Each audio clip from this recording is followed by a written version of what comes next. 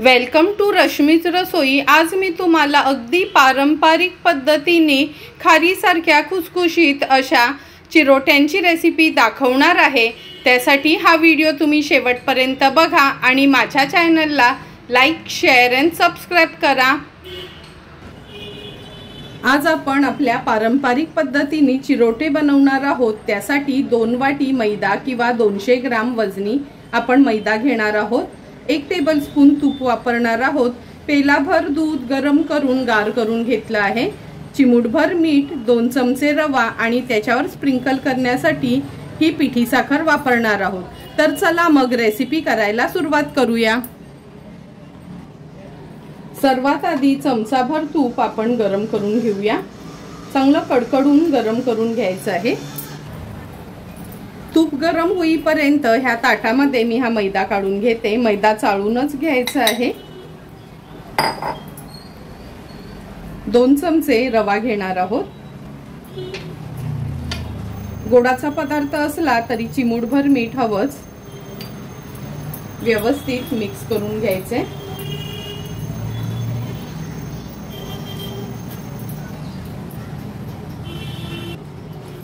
तूप पण छान गरम झालं आहे, हे बघा। आता तूप ह्याच्यात ऍड करून व्यवस्थित मैद्यामध्ये मिक्स करून घ्यायचंय। अगदी चमचाभरच तूप घ्यायचंय, तेच पुरेसं आहे।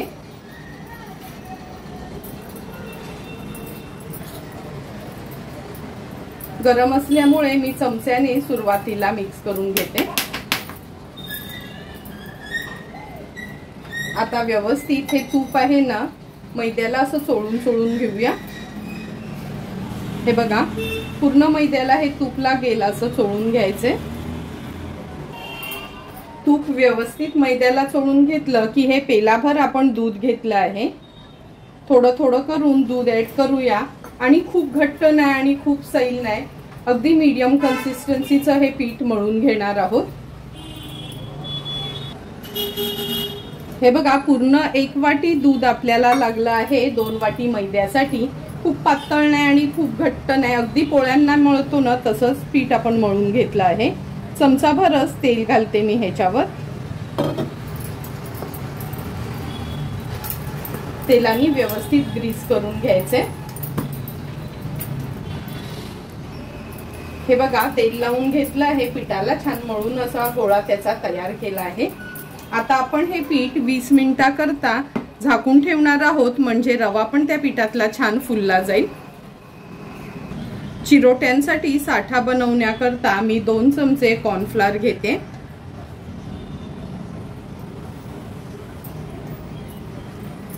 नंतर 2 चमचे आपण ह्याच्यामध्ये असं हे ना थोडंसं पातळच तूप घ्यायचं, म्हणजे विरघळून घ्यायचं नाही, थोडंसं असं पातळ असतं ना हेच तूप घ्यायचं आहे। आता व्यवस्थित मिक्स करून ह्याचा साठा तयार करून घेऊया। कंटिन्यू असं मिक्स करत राहिलं ना तर छान क्रीमी टेक्स्चरचा साठा तयार होतो। हे बघा, तूप व्यवस्थित पिठात मिक्स करून घेतलं का हे असं दिसतं, पण ह्याला आहे ना आपण व्यवस्थित असं फेटून घ्यायचंय, म्हणजे छान एक क्रीमी टेक्स्चर येतं ह्या साठ्याला। हे बघा, आपला साठा पण तयार झाला आहे आणि पीठ पण मुरलं गेले। तर चला पीठ बघून घेऊया। बरोबर 20 मिनिटं झाले हे पीठ आपण सेट करायला ठेवलं होतं। रवा पण छान फुलला गेलाय। पीठ व्यवस्थित मळून घेते।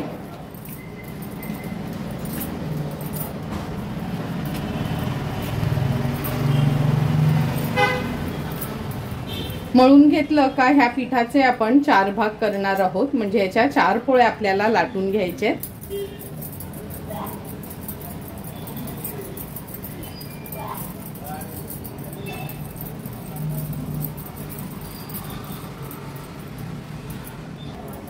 आता आपण ह्या पेड्याला पीठ लावून घेऊया। मैदा लावून घेतला आहे आणि जेवढी पातळ पोळी आपल्याला लाटता येईल ना तेवढी पातळ पोळी आपण लाटून घ्यायची आहे। मध्ये मध्ये मैदा लावत जा, म्हणजे व्यवस्थित ही पातळ करता येईल। मैदा लावल्यामुळे जेवढी ही पातळ पोळी आपल्याला लाटता येईल ना तेवढी आपण ही लाटून घेणार आहोत। हे बघा माझी बोटं दिसतात एवढी मी ही पातळ पोळी लाटून घेतली आहे। साईडला कॉटनचा कपडा ठेवला आहे, त्याच्यावर ह्या पोळ्या आपण लाटून ठेवूया। एक एक करून 4 ही या पोळ्या आपण लाटून घेतल्या आहेत। तर चला मग ह्याचा रोल तयार करून घेऊया। हे बघा ही मोठी पोळी आपण ह्या परातीवर आपण अशी परत पालती घालून ठेवली आहे आणि हा जो साठा तयार केला आहे ना ह्याचे 4 भाग करायचे आहेत। मोजून 4 चमचे होतात ह्याचे। आता चमचाभर आपण ह्याच्यात ठेवणार आहोत आणि व्यवस्थित हा ना आपल्याला साठा या पोळीवर पसरून घ्यायचे। अलगद हाताने आपण पूर्ण पोळीला हा साठा लावून घेऊया। तुम्ही बघू शकता ह्या पोळीला पूर्ण आपण तो चमचाभर साठा पसरून घेतला आहे। आता ह्याच्यावर आपण दुसरी पोळी ठेवणार आहोत। दुसरी पोळी ठेवली ना का व्यवस्थित ना त्याला असं हाताने थोडंसं असं ताणून घ्यायचं। मैदा असल्यामुळे हे बघा इझिली अगदी ती लांब करता येते।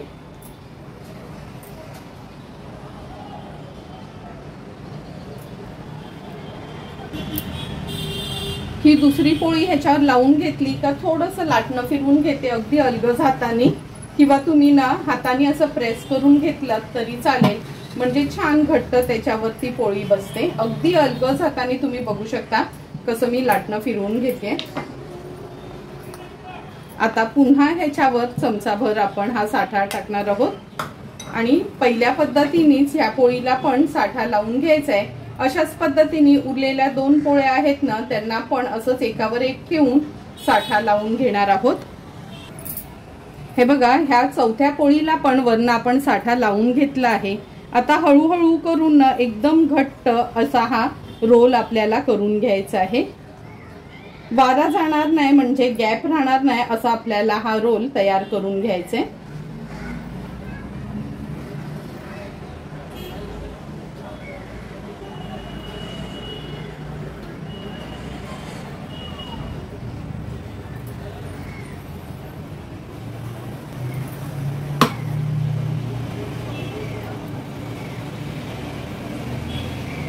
हे बघा ही बाजू आहे ना थोडासा साठा मी बाकी ठेवला आहे म्हणजे व्यवस्थित हे चिकटलं जाईल। हे बघा इथे जी गॅप राहिली आहे ना त्याच्यासाठी थोडासा साठा मी बाकी ठेवला आहे म्हणजे हा रोल व्यवस्थित चिकटला जाईल। आता घट्ट असा हा बंद करून घेते।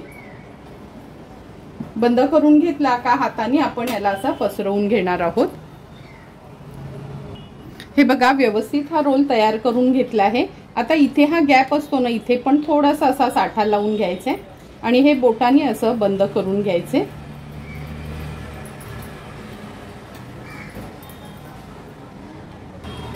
आता ह्या रोलचे आपण मधना 2 भाग करणार आहोत। हे बघा किती सुंदर लेयर आले आहेत। 1-1 इंचाचे ह्याचे आपण हे असे तुकडे करून घेऊया।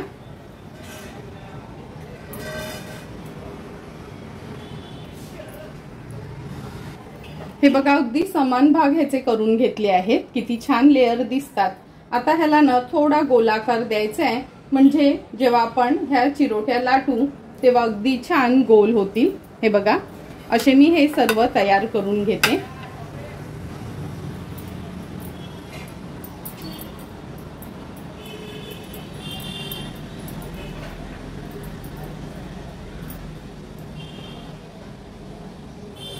हे बघा सर्व हे गोळे आहेत ना चिरोट्यांचे छान असे गोल गोल हाताने करून घेतले आहेत। आता हे आपण लाटून घेऊया। पीठ न घेताच हे जे आपण कापून घेतलेत ना जी लेयर्सची बाजू आहे तिथूनच आपल्याला अगदी अलगद हाताने हे लाटून घ्यायचे आहेत। खूप पातळ नाही आणि खूप जाड नाही, पुरीपेक्षा थोडेसे जाडसर असे आपल्याला हे अगदी अलगद हाताने लाटून घ्यायचे। तुम्ही बघू शकता मी किती अलगद हाताचा वापर करते। हे बघा या कन्सिस्टन्सीचे हे चिरोटे आपल्याला लाटून घ्यायचे आहेत। किती सुंदर त्याला डिझाइन आली आहे। अशाच पद्धतीने सर्व चिरोटे मी लाटून घेते।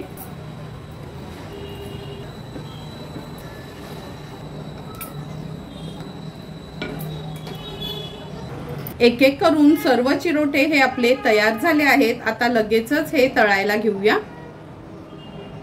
तेल गरम झालंय का चेक करून घेते। हे बघा, पिठाचा गोळा घातल्याबरोबर लगेचच तो वरती आला आहे, म्हणजे तेल अगदी परफेक्ट गरम झालं आहे। आता आपण गॅसची फ्लेम लो टू मीडियम वर ठेवायची आहे। हा एक चिरोटा आहे तो तेलावर सोडूया। तेलावर सोडला का लगेच हात लावायचा नाही, त्याला आपोआप वर येऊ द्यायचा आहे।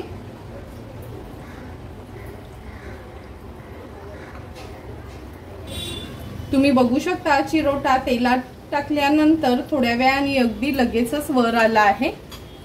आता आपण ह्याला छान असं न झाऱ्याने थोडं थोडं असं हलवून घेऊया, म्हणजे सुंदर त्याला लेयर्स येतात।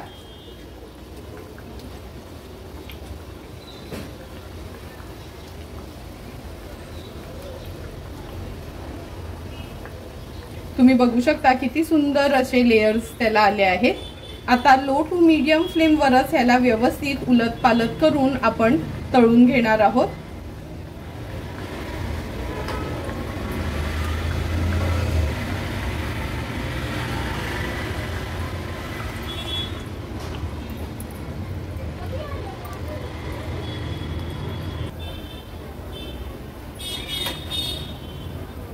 तुम्ही बघू शकता किती सुंदर असा आपला हा चिरोटा फ्राय करून झाला आहे। तेल व्यवस्थित निथळून घेते आणि एका झाऱ्यावर मी काढून घेणार आहे। हे बघा, असाच रंग यायला हवा, खूप डार्क नाही आणि खूप लाईट नाही। अशाच पद्धतीने उरलेले चिरोटे आपण तळून घेऊया। आता उरलेले चिरोटे पण आपण अशाच पद्धतीने अगदी लो टू मीडियम फ्लेम वरच तळून घ्यायचे आहेत। आता मी दोन दोन घालते कढईमध्ये, म्हणजे झटपट होतील ते तळून। तुम्ही बघू शकता चिरोटे घातल्यावर अगदी अर्ध्या मिनिटातच ते वर आले आहेत। आता झाऱ्याने ना आपण त्यांना असं थोडं हलक्या हाताने प्रेस करून घेऊया, म्हणजे छान लेयर्स येतात त्यांना। हे बघा किती सुंदर असे लेयर्स आले आहेत। आता ह्यांना मी पलटून घेणार आहे आणि हे तळताना मात्र गॅसची फ्लेम लो टू मीडियम वरच ठेवायची आहे, तरच ते व्यवस्थित तळले जातील। तुम्ही बघू शकता अगदी परफेक्ट असे आपले हे चिरोटे तळून झाले आहेत। आता हे व्यवस्थित काढून घेऊया। आपण ना तेल पूर्णपणे निथळून घ्यायचे आहेत, म्हणजे खाताना ऑइली वाटत नाही। असे गरम गरम असतानाच ना झारा बाजूला करून तेल निथळून घ्यायचं आहे। तुम्ही बघू शकता किती सुंदर असे आपले हे चिरोटे तयार झाले आहेत। अशाच पद्धतीने उरलेले चिरोटे पण आपण तळून घेऊया। तुम्ही बघू शकता थोडे थोडे करून सर्व चिरोटे आपले तळून झाले आहेत। किती सुंदर रंग आणि टेक्स्चर आला आहे। आता हे थोडे गार झाले का आपण हे सर्व करून घेणार आहोत। तुम्ही बघू शकता आपण बनवलेले चिरोटे अगदी व्यवस्थित गार झाले आहेत। आता आपण ह्याच्यावर साखर स्प्रिंकल करून घेणार आहोत। साखर ह्याच्यावर पसरवण्याकरता आपण ही चाळण घेतली आहे आणि ही पिठी साखर, ही बघा पिठी साखर आहे ना, अशी ह्याच्यावर छान पसरून घ्यायची, म्हणजे एकसारखी साखर ह्या सर्व चिरोट्यांवर पसरली जाते। तुम्हाला हवे असेल ना तर तुम्ही हे पाकातले देखील चिरोटे बनवू शकता, पण मी ही अशी वरना साखर स्प्रिंकल करूनच चिरोटे नेहमी बनवते, म्हणजे खूप गोड लागत नाहीत आणि खायला अगदी सुंदर लागतात। हे बघा अगदी व्यवस्थित अशी ही साखर पसरून झाली आहे। आता लगेचच हे चिरोटे आपण सर्व करून घेऊया। सुंदर असे तयार झालेले हे चिरोटे आपण आता सर्विंग प्लेट मध्ये सर्व करणार आहोत।